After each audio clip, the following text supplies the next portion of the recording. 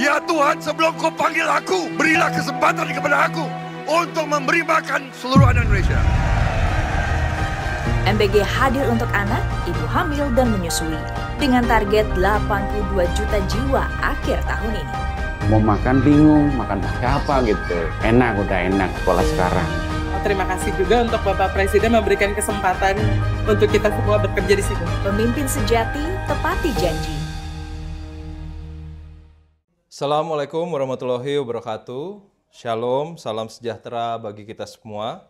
Om Swastiastu, Namo Buddhaya, salam kebajikan. Rekan-rekan masyarakat Indonesia yang kami hormati, rekan-rekan media yang menyimak, rekan-rekan akademisi, dan seluruh audiens yang menonton video ini, dimanapun Anda berada. Hari ini kita memasuki bulan kemerdekaan. Ini sangat dekat dengan peringatan hari ulang tahun ke-80 kemerdekaan Republik Indonesia. Tahun ini kita merayakan bukan hanya kemerdekaan bangsa dan negara kita, tetapi juga apa yang dibanggakan oleh Presiden Prabowo Subianto, yaitu Merdeka Gizi. Melalui program unggulan Presiden Prabowo, Makan Bergizi Gratis. Ini merupakan tekad dari Presiden dan pemerintah Indonesia untuk memastikan setiap anak Indonesia mendapatkan haknya, terutama dalam mencukupi angka kecukupan gizi. Ini harus terpenuhi. Program MBG kini telah menjangkau 20 juta penerima manfaat. Dilakukan dari sekitar 5.800 unit satuan pelayanan pemenuhan gizi. Ini target yang dicanangkan oleh Presiden Prabowo dan alhamdulillah sudah berhasil dilakukan dari Sabang sampai Merauke. Anak-anak kita sudah mendapatkan akses terhadap makan bergizi gratis. Kita juga sudah melihat dampak positif makan bergizi gratis bagi anak-anak kita. Seperti meningkatnya konsentrasi belajar dari para siswa dan siswi. Juga kita melihat lebih banyak lagi anak-anak kita yang semangat hadir di sekolah. Dan juga kualitas kesehatan secara menyeluruh. Karena program MBG adalah upaya strategis pemerintah untuk mendukung tumbuh kembang anak-anak dan para ibu hamil, ibu menyusui di Indonesia, seluruh stakeholder berkomitmen untuk terus meningkatkan sistem distribusi dan juga pelaporan terkait keberlangsungan program ini. Ketika ada insiden di lapangan, Badan Gizi Nasional bersama Badan POM, bersama Kantor Komunikasi Kepresidenan, langsung terjun ke lapangan untuk menindaklanjuti dan mengidentifikasi penyebab dan bagaimana cara memitigasi agar hal serupa tidak terjadi di kemudian hari dan berulang. Oleh karena itu, dengan sistem yang terus diperbarui dan diperkuat, data penerima manfaat dan keberadaan SPPG akan semakin transparan bagi seluruh masyarakat Indonesia. Kami menyadari bahwa terus harus dilakukan penyempurnaan di dalam sistem yang ada agar dapat diakses dan dilihat oleh sebanyak-banyaknya masyarakat Indonesia. Ini adalah bentuk komitmen transparansi publik yang kami kedepankan agar seluruh masyarakat dapat ikut serta memantau dan memperhatikan keberlangsungan program Makan Bergizi Gratis. Sekali lagi, kami ingin menegaskan bahwa Makan Bergizi Gratis adalah program bersama seluruh elemen bangsa dan upaya yang sedang dilakukan saat ini diharapkan dapat semakin memperkuat kolaborasi untuk mencapai tujuan mulia tersebut. Dengan dukungan dan peran aktif dari seluruh masyarakat, pemerintah daerah, tenaga pendidik, orang tua, kami percaya program ini dapat berlangsung dengan sukses. Seperti pada minggu-minggu sebelumnya, kami sudah bergabung pada hari ini dengan staf khusus Badan Gizi Nasional, Bapak Reddy Hendra, dan nanti akan dilanjutkan oleh Dewan Pakar Bidang Gizi, Prof. Ike Tanziha, untuk menyampaikan informasi lebih detail terkait data-data terbaru program Makan Bergizi Gratis. Terima kasih atas perhatian dan dukungan seluruh masyarakat. Semoga bulan kemerdekaan ini kita benar-benar bisa semakin mewujudkan merdeka gizi untuk anak-anak kita. Merdeka! Assalamualaikum warahmatullahi wabarakatuh. Salam sejahtera, shalom, Om Swastiastu, Namo Buddhaya, salam kebajikan. Bapak Ibu sekalian, teman-teman media yang saya hormati, beberapa hal terkait dengan update dari kinerja Badan Gizi Nasional akan kami sampaikan. Yang pertama, capaian penting bahwa hari ini Badan Gizi Nasional sudah mengoperasionalisasikan 5.800 satuan pelayanan pemenuhan gizi yang menjangkau sekitar kurang lebih 20 juta penerima manfaat.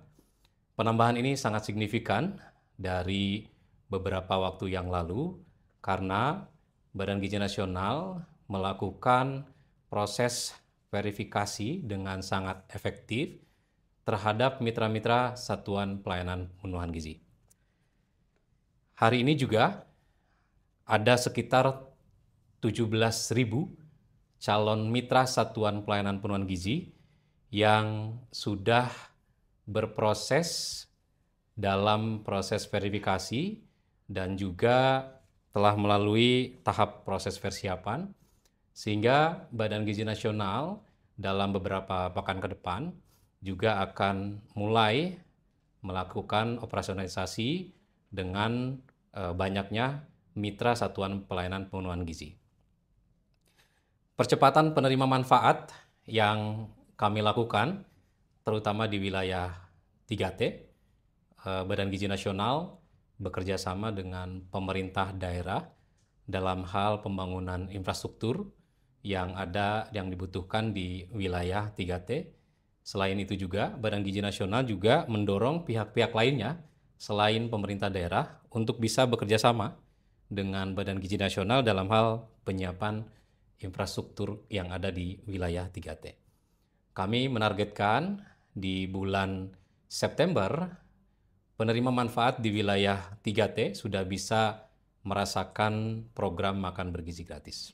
Bapak Ibu sekalian, dengan beroperasionalisasinya 5.800 satuan pelayanan pemenuhan gizi, Badan Gizi Nasional sudah menyerap setidaknya 272.600 tenaga kerja yang langsung bekerja di satuan pelayanan pemenuhan gizi. Jumlah ini juga melibatkan kurang lebih 8.000 kelembagaan ekonomi lokal terdiri dari BUMDes, UMKM, dan koperasi yang terlibat menjadi supplier di satuan pelayanan pemenuhan gizi. Bapak Ibu sekalian, untuk diketahui bahwa seluruh infrastruktur satuan pelayanan pemenuhan gizi yang sekarang sudah beroperasi dan juga calon-calon mitra satuan pelayanan pemenuhan gizi yang sedang dalam proses verifikasi, seluruhnya merupakan mitra swasta yang berasal dari masyarakat atau pihak-pihak lain yang ingin berkontribusi terhadap program ini. Setidaknya, seluruh infrastruktur yang sekarang sudah dibangun dan akan dibangun, itu mendorong perputaran ekonomi yang sangat luar biasa, setidaknya lebih dari 30 triliun dalam konteks penyiapan infrastruktur ini sudah berputar secara cepat di masyarakat, dan itu berasal dari dana masyarakat yang digunakan untuk membangun sarana infrastruktur satuan pelayanan pemenuhan gizi. Bapak Ibu sekalian, dalam pelaksanaan program makan bergizi gratis, tentu kita mendengar di beberapa tempat telah terjadi insiden keamanan pangan. Dalam hal ini, Badan Gizi Nasional juga telah berkoordinasi dengan BPOM dan Kemkes untuk melakukan investigasi secara cepat atas insiden keamanan pangan yang terjadi. Hasil investigasi tentu menjadi masukan dan evaluasi bagi Badan Gizi Nasional untuk menerapkan standar tinggi dalam hal pengelolaan satuan pelayanan pemenuhan gizi. Bapak Ibu sekalian, berbagai masukan, kritik, dan input kami sangat nantikan dari seluruh lapisan masyarakat, organisasi kemasyarakatan, orang tua murid, dan penerima manfaat demi berlangsungnya program makan bergizi gratis lebih baik di kemudian hari. Bapak Ibu sekalian, capaian program makan bergizi gratis ini merupakan capaian yang sangat monumental karena bertepatan dengan 80 tahun Indonesia merdeka dan kita akan memperingati hari kemerdekaan di usia ke-80 tahun sehingga program ini menjadi program yang sangat monumental dalam usia kemerdekaan Indonesia. Mudah-mudahan program ini akan selalu memberikan dampak bagi masyarakat Indonesia dalam usia ke-80. Terima kasih. Sekian update dari Badan Gizi Nasional. Wassalamualaikum warahmatullahi wabarakatuh. Shalom. Salam sejahtera untuk kita semuanya. Om Swastiastu. Namo Buddhaya. Merdeka! Assalamualaikum warahmatullahi wabarakatuh. Salam sehat untuk kita semua. Terima kasih kepada rekan-rekan media, mitra pembangunan, dan masyarakat Indonesia dimanapun berada. Hari ini kami kembali akan menyampaikan informasi terkait dengan progres dan pembelajaran dari program makanan bergizi gratis. Bapak dan Ibu sekalian, seperti kita ketahui bahwa keberhasilan atau sukses tidaknya program makanan bergizi gratis tidak hanya berdasarkan kepada makanan yang berkualitas dan distribusi yang baik, tetapi juga bergantung kepada perilaku sehat daripada penerima manfaat itu sendiri. Salah satu yang selalu didorong konsistensinya dalam implementasi adalah perilaku hidup bersih dan sehat atau PHBS. Bapak dan Ibu sekalian, perilaku hidup bersih dan sehat atau PHBS adalah upaya sadar dari individu untuk menjaga dan meningkatkan kesehatan yang mencakup 5 perilaku. Yang pertama adalah cuci tangan menggunakan sabun. Yang kedua adalah konsumsi air minum yang cukup dan aman. Yang ketiga adalah penggunaan jamban sehat. Yang keempat adalah aktivitas fisik yang teratur. Dan yang kelima adalah konsumsi buah dan sayur. Bapak dan Ibu sekalian, hasil penelitian menunjukkan bahwa cuci tangan dengan sabun dapat menurunkan 30% kejadian diare dan tentu saja ini akan berdampak secara langsung pada penurunan prevalensi stunting. Demikian juga Bapak dan Ibu sekalian, konsumsi air minum yang aman, penggunaan jamban sehat, itu juga akan menurunkan tingkat infeksi kecacingan. Bapak dan Ibu sekalian, berdasarkan data dari Departemen Kesehatan RI tahun 2015 menunjukkan bahwa prevalensi kecacingan di Indonesia berkisar antara 30-90%. Dan ini tentu saja harus menjadi perhatian kita semua karena prevalensi ini masih cukup tinggi di Indonesia. Prevalensi tingkat kecacingan yang tinggi tentu saja akan menghambat pada penurunan prevalensi stunting. Bapak dan Ibu sekalian, konsumsi air selain konsumsi yang aman, tetap juga konsumsi air yang cukup. Hasil penelitian secara in vivo pada hewan coba menunjukkan bahwa konsumsi air yang cukup selama kehamilan hewan coba tersebut melahirkan anak-anaknya yang sehat dan normal. Sedangkan pada hewan coba dengan konsumsi air yang kurang dari kebutuhan selama kehamilannya, ternyata melahirkan anak-anaknya yang kecil-kecil dan daya hidupnya juga rendah. Artinya anak-anak tersebut ternyata umur hidupnya juga pendek. Oleh karena itu Bapak dan Ibu sekalian, BGN mempunyai fokus terhadap perilaku hidup sehat ini tentu saja dalam rangka meningkatkan upaya pencapaian target daripada makanan bergizi gratis itu tersebut. Bapak dan Ibu sekalian, pelaksanaan PHBS di Indonesia seringkali terbentur dengan adanya beberapa tantangan utama.